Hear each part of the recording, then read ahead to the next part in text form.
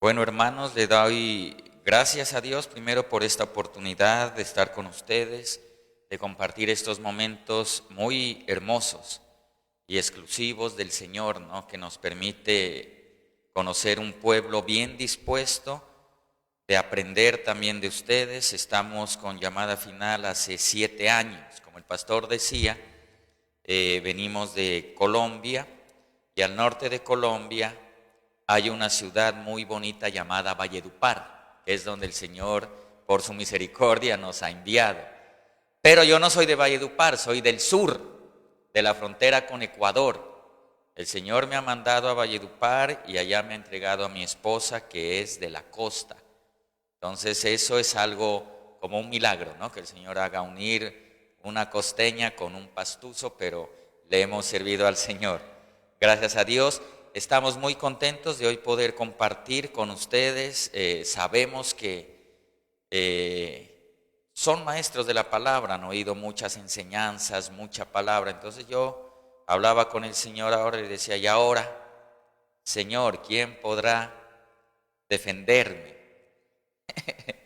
Porque obviamente ya ustedes conocen mucho, pero el Señor me ponía un sentir de compartirles. Más que todo es una reflexión que hoy quiero que hagamos, a manera de reflexión para todos, y es acerca del legado generacional que nosotros como pastores debemos entregar.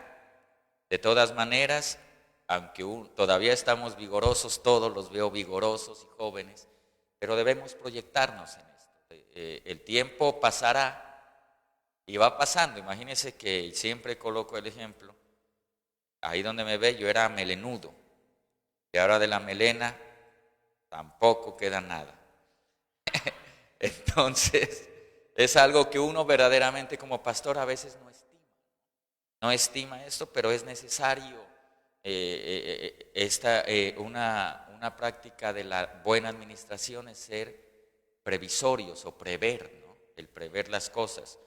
Y entonces yo quiero tomar el ejemplo de un rey que me llama mucho la atención y es del rey Ezequías.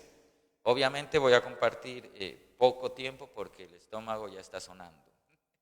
Entonces, el rey Ezequías es un rey de los pocos reyes, porque usted sabe que verdaderamente cuando hubo la división del reino del sur, de las tribus del sur, hubieron un puñado de reyes buenos. Del norte muy pocos, casi la gran mayoría se desviaron.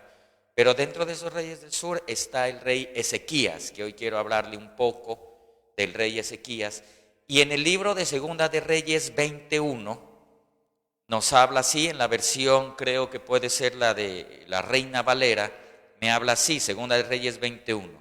En aquellos días Ezequías cayó enfermo de muerte y vino a él el profeta Isaías, hijo de Amós, y le dijo, Jehová dice así, ordena tu casa porque morirás y no vivirás. Ahí le pido que me ayude a orar para que el Señor nos hable hoy. Padre Dios, tú estás en este lugar. Hemos sentido tu presencia, Señor. Hemos exaltado tu nombre. Hemos orado a ti, por lo cual sabemos que tú estás en medio de tu iglesia y te pedimos hoy que hables a nuestro corazón, Señor. Revélanos tu palabra. Haznos ver lo que está detrás de la letra. Te lo pedimos en el nombre de Jesús. Amén y amén. Gracias, Señor. Bueno, entonces vemos aquí, primero que Ezequías fue un rey, Segunda de Reyes 18:1-3, con varias características buenas. Por ejemplo, dice Segunda de Reyes 18:1-3, dice, en el año tercero de Oseas, hijo de Ela, rey de Israel, comenzó a reinar Ezequías, hijo de Acaz, rey de Judá. Cuando comenzó a reinar era de 25 años y reinó en Jerusalén 29 años. El nombre de su madre fue Abí, hija de Zacarías. Hizo lo recto, versículo 3, ante los ojos de Jehová, conforme a todas las cosas que había hecho David su padre. Entonces vemos que era un hombre que empezó caminando muy bien la senda del Señor. Y si usted quiere pues estudiar un poquito más acerca del legado que estaba dejando Ezequías, era tremendo. Por ejemplo, vemos así a grandes rasgos por tiempo, vemos que por ejemplo Ezequías hizo muchas restauraciones, fue un restaurador, y en la época de Ezequías se produjo un tremendo avivamiento otra vez en Jerusalén. Por ejemplo, vemos que recibió una herencia espiritual muy mala, su padre Acaz, pésimo rey. Sin embargo, Ezequías tomó el camino de David su padre y empezó a hacer muchas obras buenas, se puede decir. Por ejemplo, solo se las voy a nombrar: abrió las puertas y santificó a los servidores, santificó la casa del Señor. Eso nos habla en 2 de Crónicas 29, del 3 al 11. Dice: en el primer año de su reinado, en el mes primero, abrió las puertas de la casa del Señor y las reparó. Las puertas que su mismo padre Acaz, 2 de Crónicas 28, 24, había cerrado, ¿sí? Las puertas eran los lugares de accesos a las ciudades, ¿sí? Los jueces dictan sus juicios de las puertas, pero se puede decir para nuestra función práctica que las puertas que se habían cerrado puede ser, y nosotros debemos tener ese cuidado, por ejemplo, la puerta de la oración. Pedro utilizó la puerta de la oración. Usted se acuerda que él fue encarcelado, pero la iglesia hacía oración ferviente por él. Entonces esas puertas debemos tener presente para que no estén cerradas. Por eso le hablo de una reflexión hoy. ¿Será que hay puertas en mi ministerio que están cerradas? ¿Será que yo me he acostumbrado a servir al Señor y no estoy reflexionando verdaderamente de lo que estoy haciendo? Podemos caer en la costumbre de servir, podemos caer en la rutina de servir. Entonces estas puertas nosotros bien hacemos en tener de abrirlas. Otra puerta, por ejemplo, que nosotros debemos tener cuidado que estén bien abiertas es la puerta de la alabanza. Y Pablo utilizó esa puerta cuando estaba preso con Silas, ¿se acuerda? Y a medianoche dice, Pablo y Silas oraban y cantaban himnos a Dios, y los presos los escucharon, y de repente produjo un gran terremoto, de tal manera que los cimientos de la cárcel fueron sacudidos al instante. Se abrieron todas las puertas y las cadenas de todos se soltaron. Entonces vemos las puertas de la alabanza que debemos tener abiertas. Ahora, dentro de todo esto, ¿qué más hizo este hombre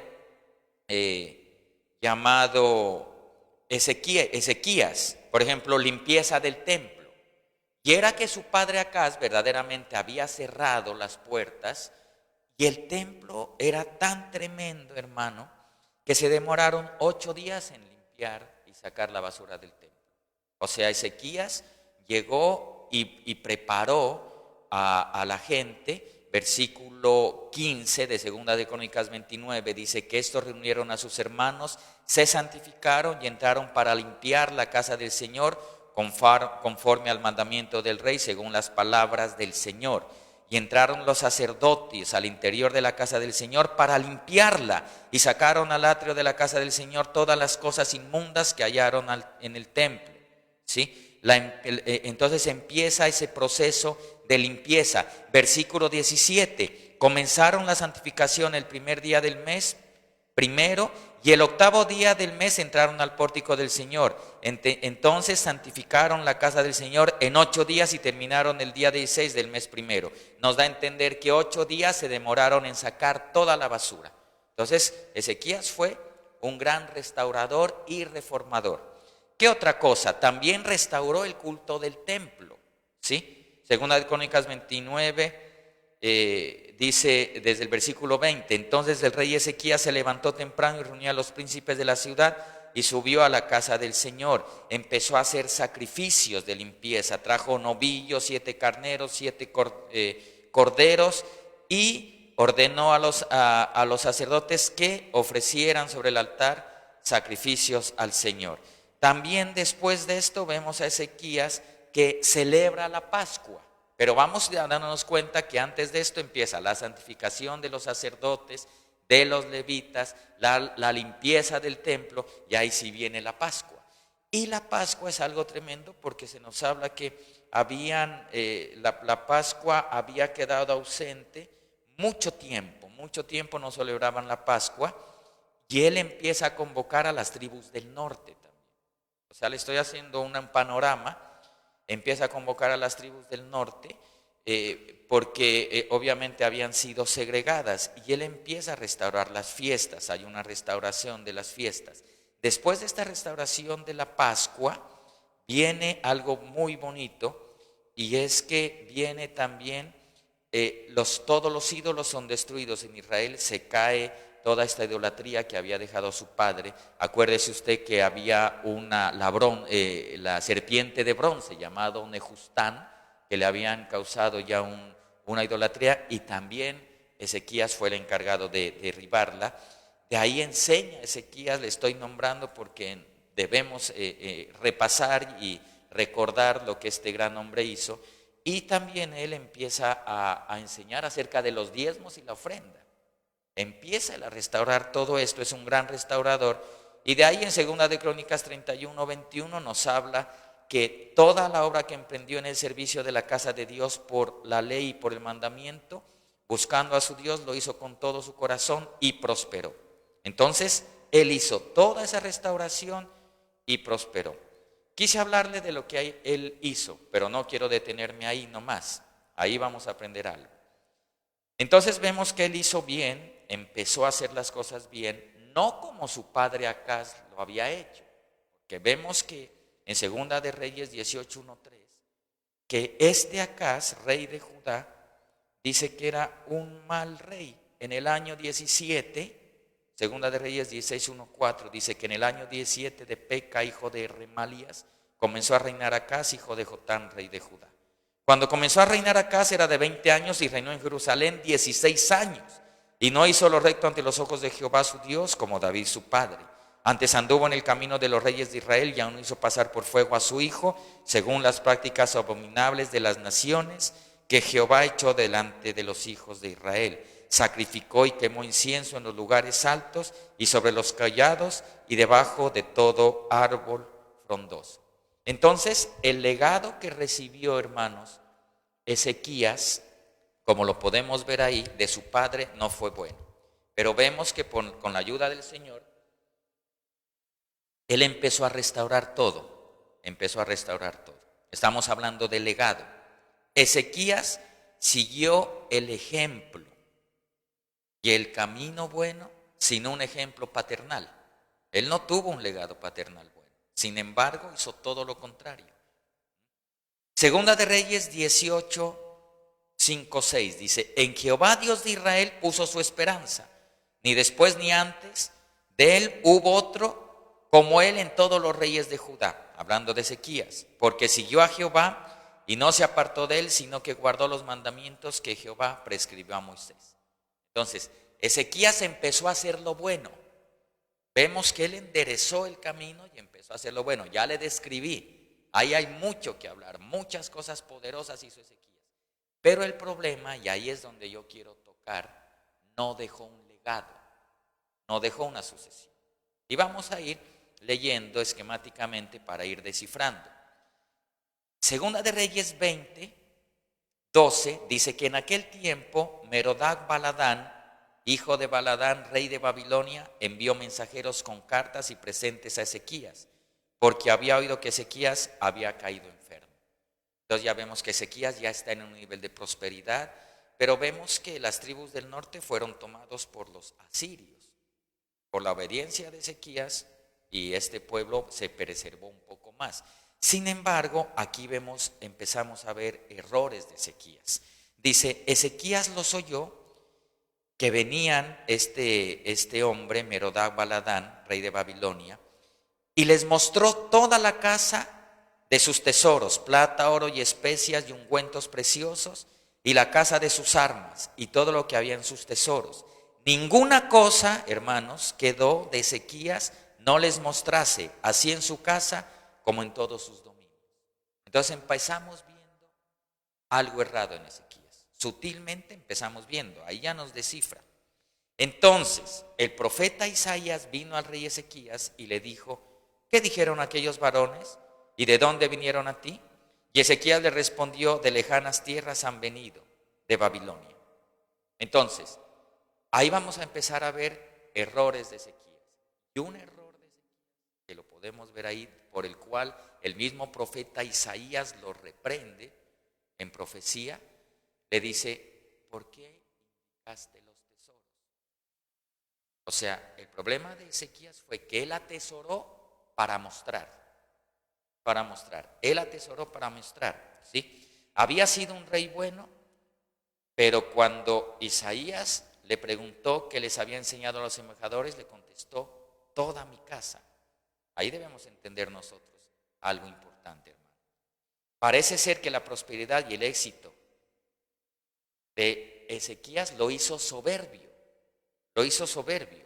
En lugar de haberle dado gloria a Dios por lo que él había hecho, recordemos que él recibió una sanidad, él lo que quiso mostrar fue sus tesoros. Y fue algo que verdaderamente no le salió bien a Ezequías. Porque cuando estos reyes de Babilonia vieron los tesoros, se cogieron de ahí y por un tiempo lo dejaron en paz, pero después lo empezaron a pedir más tributos y empezaron a querer presionarlo más. Entonces por ahí va una enseñanza. Pero ve, hermanos, aquí en el versículo 15 dice, y él volvió a decir, ¿qué vieron en tu casa? Y Ezequías respondió, vieron todo lo que había en mi casa, nada quedó en mis tesoros que no les mostrase. Entonces dijo a Ezequías, oye palabra de Jehová. He aquí vienen días en todo lo que está en tu casa y todo lo que tus padres han atesorado hasta hoy, será llevado a Babilonia sin quedar nada. Imagínense, Señor, un gran disgusto. Había un orgullo, había una prepotencia, pero dése cuenta en el versículo 18 lo que corresponde Ezequías, responde. Y de tus hijos que saldrán de ti, que habrás engendrado todos, tomarán y serán eunucos en el palacio del rey de Babilonia. Versículo 19. Vea la respuesta tan triste de Ezequías, y es la que nosotros como pastores no debemos tener. Veámoslo. Entonces Ezequías dijo a Isaías, la palabra de Jehová que has hablado es buena. Démonos cuenta, esta es una respuesta insensata. Le dice que tus hijos van a ser llevados eunucos. O sea, quiere decir que van a quedar sin prole, sin descendencia. Van a ser llevados esclavos. Y Ezequías dice, la palabra es buena, ¿sí? Después dijo, habrá al menos paz y seguridad en mis días. Y ahí ya empezamos a ver, hermanos, que Ezequías no se preocupó a quién entregaba su legado. Él sencillamente se complació egoístamente en ese presente el estar prosperado. ¿Sí? Eso fue el problema de Ezequías. Ahora, algo que yo quiero hacerle entender hoy, hermano. No le preocupaban a Ezequías las generaciones futuras. Lo que le preocupaba en realidad era su propia comodidad e intereses. Y nosotros como iglesia, como ministerio, debemos pensar, hermano, el legado, a quién vamos a entregar. Usted ve que en las carreras atléticas cuando hacen lo de relevos de 400 metros hay un palito que se llama testimonio. El otro recibe y corre, ¿no? Y así se va a ganar. Entonces, solo una reflexión. Nosotros estamos pensando como pastores en el legado generacional, en quién dejaremos lo que el Señor nos ha permitido en primera generación hacer. Eso es lo que nosotros debemos entender. A Ezequías no. Hizo tantas cosas buenas y fue tan prosperado que su corazón se le fue orgulleciendo. Mostró, atesoró para mostrar. Y cuando le preguntó, dijo, bueno, pero no dejó un legado. Y ahí es donde dice 2 de Crónicas 32:25, que dice que Ezequías no correspondió al bien que le había sido hecho, sino que su corazón se enalteció y vino la ira contra él y contra Judá y Jerusalén. El peligro de no poner al Señor en primer lugar, el peligro de desviarme, ¿no? de involucrarme tanto con las riquezas temporales que olvido verdaderamente lo de Dios, ¿no? O sea, Dios nos entrega y nos bendice, pero Ezequías se desvió y no pensó en las generaciones. Ahora veamos el legado de Ezequías, lo que dejó Ezequías. Dese cuenta, y pedimos al Señor que nuestras generaciones no sean como los hijos de Ezequías. Y el hijo de Ezequías, usted ya sabe, se llama Manasés. Y Manasés, hermano, ni Hitler, ¿no? Manasés es un tipo, pero horriblemente. ¿Qué dejó el Papa? Veamos el reinado de Manasés un poquito. Segunda de Reyes 21, del 1 al 3. De 12 años era Manasés cuando comenzó a reinar y reinó en Jerusalén 55 años. El nombre de su madre fue Epsibá. E hizo lo malo ante los ojos de Jehová, según las abominaciones de las naciones que Jehová había echado delante de los hijos de Israel.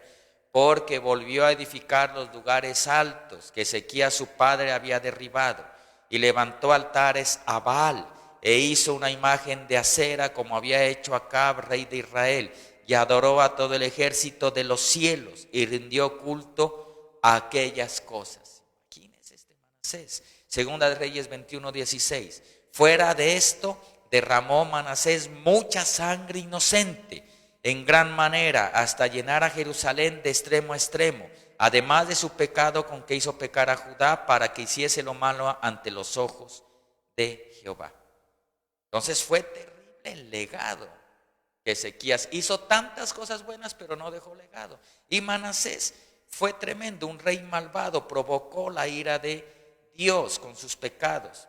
Entre sus pecados registrados están el ocultismo, la brujería, adivinación, consulta a medios, espiritistas, ¿sí? También dice que la tradición escrita y oral dice que durante el reinado de Manasés fue donde Isaías fue aserrado, porque parece que Isaías fue aserrado en la muerte. Fue por este rey llamado Manasés. Entonces, hermanos, solo es una reflexión, yo no les veo así, sino para mí también. Esta bendición que tú nos has dado. ¿Estamos trabajando sobre eso? ¿Estamos trabajando? Y yo le digo, el tiempo es veloz. El tiempo es veloz. Estamos trabajando un legado de hijos naturales o hijos espirituales, ¿no? Y es así porque eso se viene y debemos trabajar. El sacerdote Elí, por ejemplo, mal legado. El sacerdote Elí tuvo un mal legado. ¿Cuál fue el problema de Elí? Dice Primera de Samuel 2:12. Los hijos de Elí eran hombres indignos, no conocían al Señor. Puede pasar, nadie se puede rasgar las vestiduras, que en la casa del sacerdote haya hijos que no conozcan de Dios. Pues le presento a unos acá. Hijos de Elí, dice que no conocían al Señor, eran hombres indignos. En la nueva traducción viviente dice que los hijos de Elí eran unos sinvergüenzas que no le tenían respeto al Señor. Pero en la versión Reina Valera Gómez dice, mas los hijos de Elí eran hijos de Belial y no conocían a Jehová. Imagínense, no conocían a Jehová.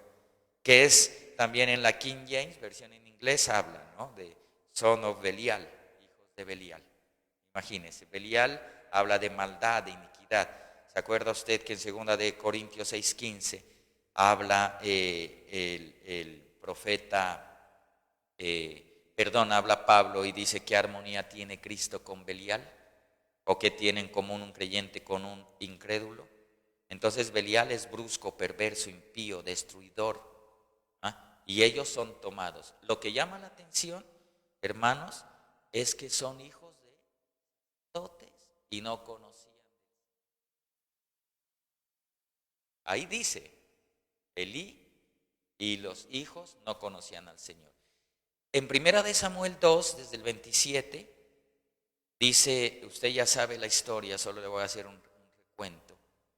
Dice que vino un hombre de Dios, vino a Elí y le dijo, así dice el Señor, no me rebelé ciertamente a la casa de tu padre cuando ellos estaban en Egipto, esclavos de la casa de Faraón.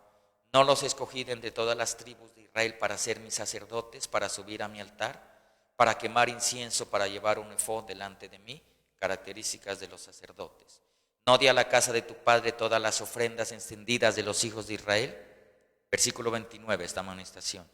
¿Por qué pisotáis mi sacrificio y mi ofrenda que he ordenado en mi morada? Y honras a tus hijos más que a mí, engordándoos con lo mejor de cada ofrenda de mi pueblo Israel. Nueva traducción viviente, versículo 29. ¿Por qué menosprecian mis sacrificios y ofrendas? ¿Por qué les das más honor a tus hijos que a mí? ¿Por qué les das más honor?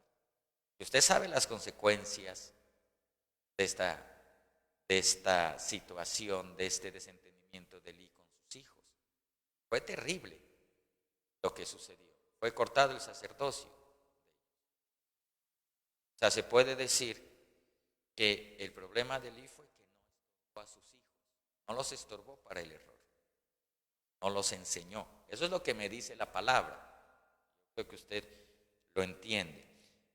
Pero algo que me llama la atención y estaba meditando y siempre lo he meditado, y es algo que yo le pido, porque imagínense que nosotros estamos orando con mi esposo y decir, pero usted ora y si no tiene hijos, estamos orando por nuestros hijos, pero me estoy avanzando más allá. El Señor nos va a dar nuestros hijos en el nombre del Señor. Y le pido al Señor, y yo sé que es algo complicado, pero el hecho que no los tenga no quiere decir que yo no vea en la Biblia lo difícil que es. Porque me llama la atención, por ejemplo, de los personajes bíblicos, pues que, así como cuando uno reflexiona, a ver, le voy a poner a ver si me entiende, a mí me gusta el fútbol. ¿A usted le gusta el fútbol o es pecado el fútbol acá? Nos gusta el fútbol, bueno. Entonces uno ve un jugador, por ejemplo, uno dice, me gustan jugadores, ¿no? Por ejemplo, uno dice, empezando, no, James, pues el nuestro, Messi, Salah, uno sabe. Uno creo que sabe más las nóminas que los apóstoles, ¿no? Las nóminas de los equipos, sí. A ver, dígame la nómina del equipo de Liverpool, de Colombia, A ver, los 12 apóstoles en orden. Se vara uno ahí, ¿no? Bueno, y entonces uno así, ¿no? Dice, bueno, esos jugadores y todo. Y yo en la Biblia también, así hombres que sobresalen, pues.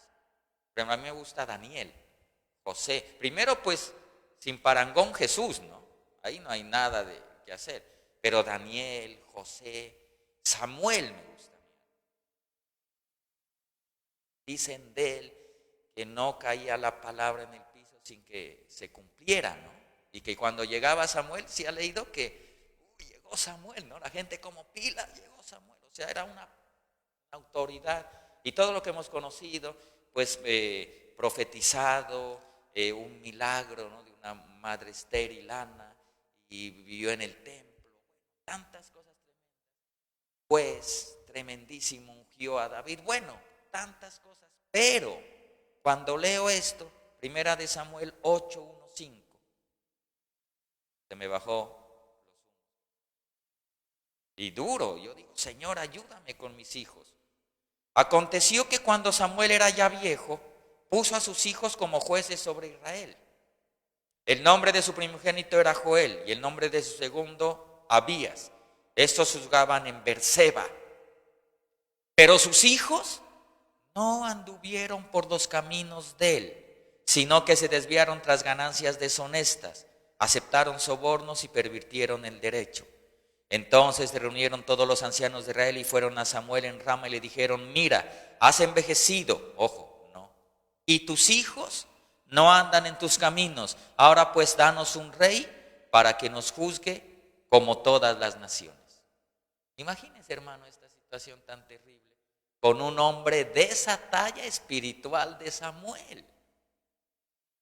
Y sus hijos se le desviaron. Yo cuando leí eso, ¿cómo? Esto no es, esta Biblia es chiviada, decía yo. ¿Cómo?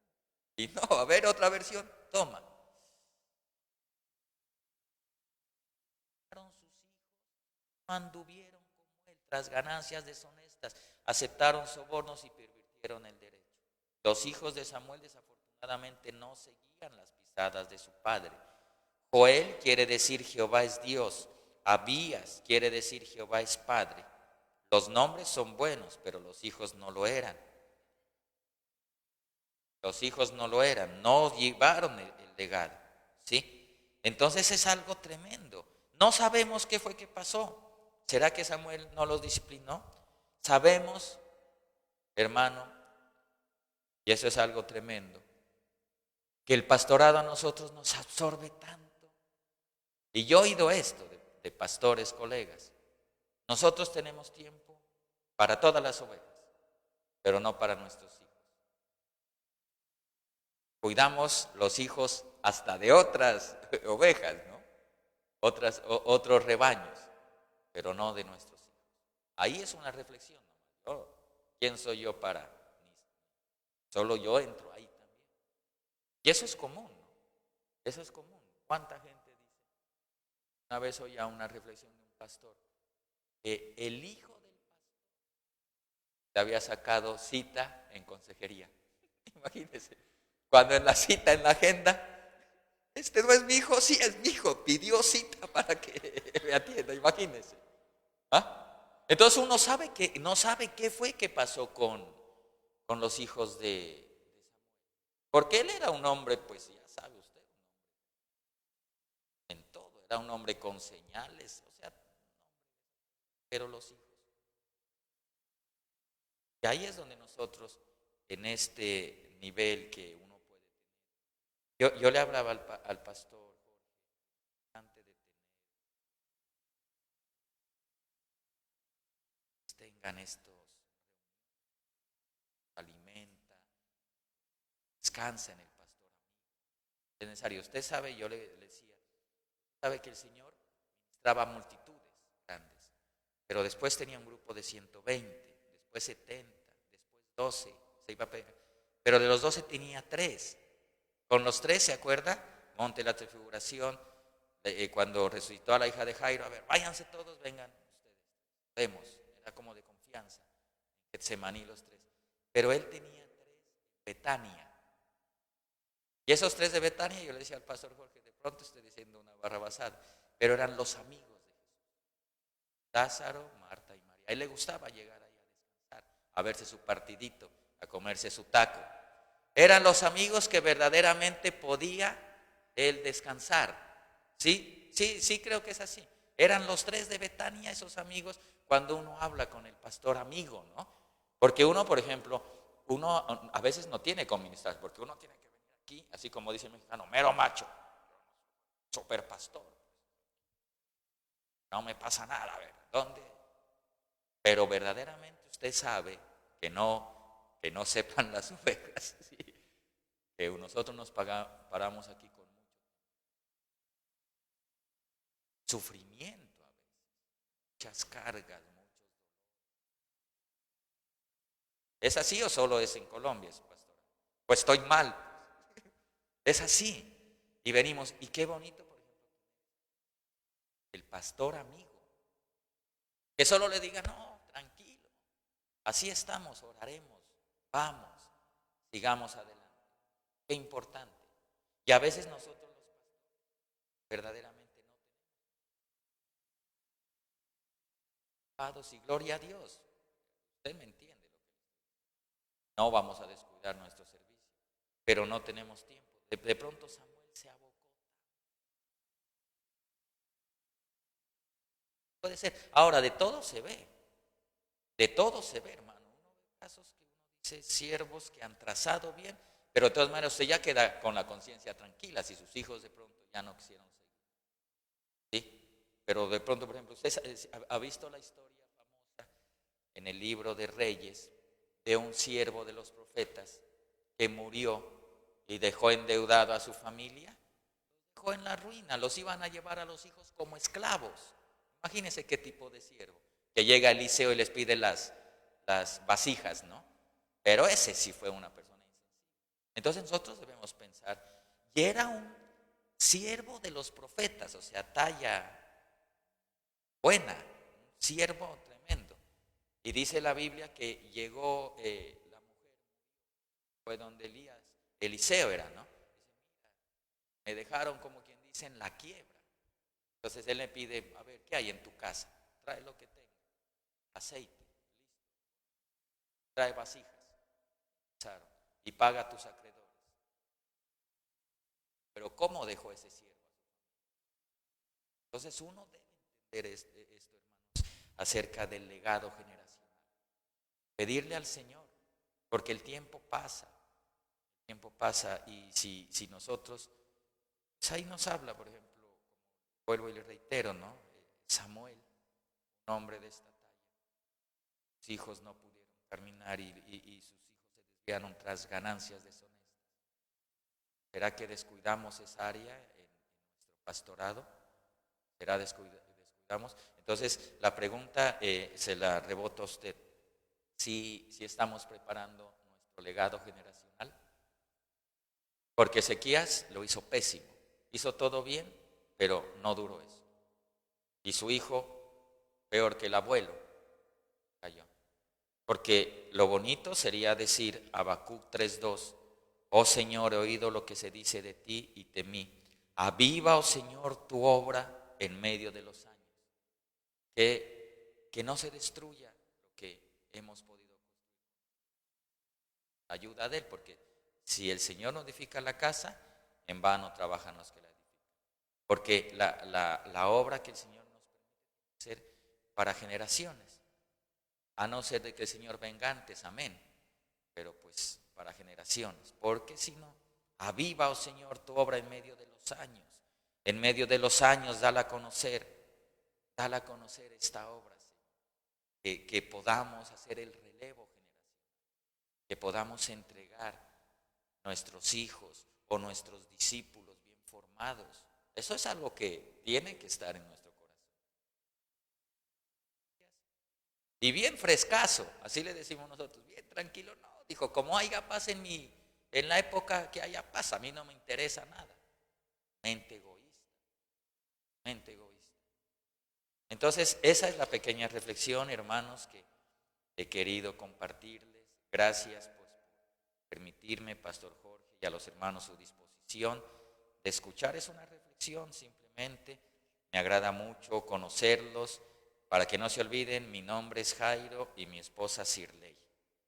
Entonces estamos para servirles en lo que podamos y cuando quieran visitarnos, las puertas están abiertas. Es muy bonito Valledupar, eso sí es calor, pero es muy, ahí el Pastor Jorge les da buenas referencias. Entonces anímense, nos invitan, nos comparten sus enseñanzas y es una gran alegría poder conocerlos. Y un favor les voy a pedir, acuérdense de siempre orar por nosotros. Iglesia Valledupar, es fácil, ¿sí se acuerdan? ¿No? Valledupar, en Colombia. Les pedimos siempre, ténganos en nuestras oraciones, necesitamos mucho. Ya, pastor.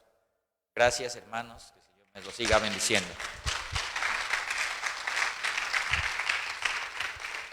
Amén. ¿Cuántos tienen gozo, mis hermanos? Vamos a tener que mejorar muchas cosas, ¿verdad?